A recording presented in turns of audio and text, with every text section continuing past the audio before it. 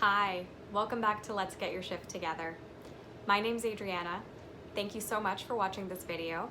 Don't forget to like and subscribe to my channel, and feel free to share this video with anyone else that you think might benefit from it. So recently, I reached out to my Instagram followers to find out what kind of topics they would like me to cover on my YouTube videos. So this is going to be from that. The question that I received for this video was, how do you stay hopeful that you're gonna feel pain-free one day when you've been doing the TMS work for a really long time and it doesn't seem to be helping anymore? So it helped at first, you made a lot of progress, and now maybe you have 20% of pain still that just does not seem to be going away and it's still sticking around. This is something that I went through during my recovery, and I can tell you that there is absolutely hope that you can get to 100% pain-free. In this video, I have 5 tips on how to get yourself to 100% pain-free and stay hopeful that you will heal 100%, even if it doesn't seem like it right now. The very first thing that you should do if you're still feeling pain and you've been doing the work for maybe several months, maybe even years, is to consider what your childhood trauma was. So, I don't mean to really dive back into the trauma, but to consider, did your trauma consist of needing permission for anything? And did you need to seek out permission? Were you not allowed to do a lot of things? Did you suffer from any type of narcissistic abuse as well, or toxic family members who just did not like seeing you happy? Were your successes frequently dismissed? This is something to think about because it could be replaying to you right now if you're still feeling pain. So what I mean by that is, are you allowing yourself to feel better? Have you given yourself permission to feel better? I know it can sound a little strange at first, but this is something to really consider. So if you were frequently not allowed to do anything, and you had maybe controlling or narcissistic parents, or you had a teacher that was super strict and you weren't even allowed to breathe incorrectly in class or something like that, think about that connection. Could that be what you're struggling with right now? To further expand on this, another thing that I'll mention is, have you released all of your emotions, positive and negative? Chances are you've released all of your negative emotions, such as guilt, fear, anger, etc., sadness, what have you. But do you know that you might have been repressing happy emotions as well? So happiness, excitement, ecstatic, things like that. Is that something that you had to repress as well? And have you actually released those emotions?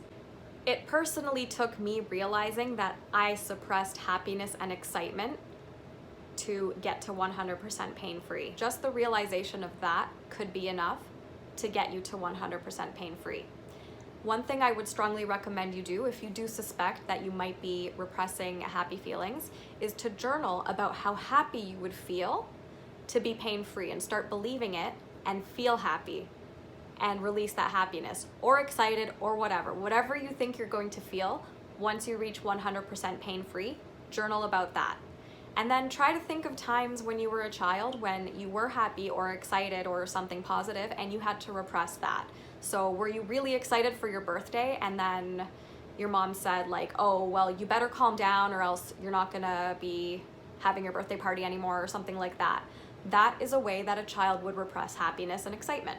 So think of it that way and try to explore that and see what happens. My second tip would be to not care about the fact that you feel your pain. This is something that we learn to do at the beginning when we first start our TMS healing journey. And this is something that you have to keep reminding yourself of, that you need to not care that you feel pain.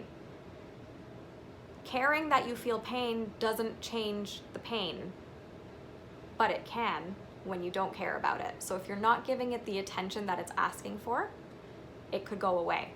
So try that and see if that works. Tip number 3 would be to let go of any expectation of reaching 100% pain-free. because if you keep expecting it and it keeps not happening, you're gonna keep causing yourself disappointment when it continues to not happen. So releasing that expectation and just kind of understanding that your body is going to feel however it feels, whether or not you expect it to feel better or not, could be a way for you to actually feel better. By expecting to feel 100% pain-free, you end up giving yourself a time limit of how much longer you're going to be in pain for, and that can cause you to put pressure on yourself. And putting pressure on yourself will also cause you to have pain, because that's part of the TMS personality trait. So if you're someone who puts a lot of pressure on yourself and you have this expectation that you're going to feel better by this date, or you should feel better by now, and you feel like you're failing at doing the work, try to avoid having the expectation. This is another thing that you could journal on as well, because that is another thing that's tied to an emotion that you need to release. So we're rewiring our brains to feel safe without having expectations put on ourselves, without putting pressure on ourselves. You can feel safe that way instead of feeling like you have to put the pressure on yourself and you have to have expectations on yourself. Tip number 4 would be to not physically reposition yourself if you start feeling pain. So if your knee starts randomly hurting and maybe it's 20% of the pain that it normally would be, avoid moving. So stay in the same position that you are in once you start feeling the pain, because this is going to prove your brain that it's not about the posture, the structure, etc. So you don't need to move. This is something that took me a while to figure out as well, because I was so used to just like cracking my neck or something whenever my neck would start hurting, or like start massaging my masseter muscles when my jaw would start hurting, or just like kind of massage my temples when I would start getting my ice pick migraine headaches. Avoid doing that. It's such an ingrained thing to move or apply pressure to or rub the area of your body that's hurting when it does start hurting. And this is something that can be an unconscious force of habit. Pay attention to whether you are moving or readjusting yourself or cracking something, or whatever it is that you unconsciously do when you do feel a sensation or a bit of pain, and be aware of it and don't move. I'm not saying to freeze and be super uncomfortable freezing. What I'm trying to say is that if you were sitting down and your knee started hurting, for example, and you weren't planning on getting up, and you have the urge to get up because your knee starts hurting, don't get up. Keep your knee in that position. It's going to feel super uncomfortable for the first 5 to 10 seconds, but then your brain is going to start realizing that there's no reason for my knee to start hurting. If you've tried literally everything on this list, you're still in pain, you still don't know what to do, you're stressed out, take a break. Consider if you allow yourself to take breaks in general. Do you allow yourself to take your breaks at work? Do you allow yourself to sit down sometimes when you're really tired? Do you allow yourself to, make things easier for yourself sometimes, or do you always do things the hard way? So consider that if that's part of your personality, and chances are you might need to take a break from all of the TMS work. And I'm talking like a minimum of 1 week, preferably 2 weeks. You're taking a complete break from anything to do with TMS. So you're gonna not journal, not watch any YouTube videos about TMS, not follow any pages on Facebook or Instagram about TMS, and literally feel free to unfollow me if this is where you're at in your recovery and you've tried steps 1 through 4 and now you're at step 5. I will not be offended at all if you unfollow me for a couple of weeks while you remove yourself from the TMS community. Sometimes being too active in the TMS community can actually re-trigger your symptoms.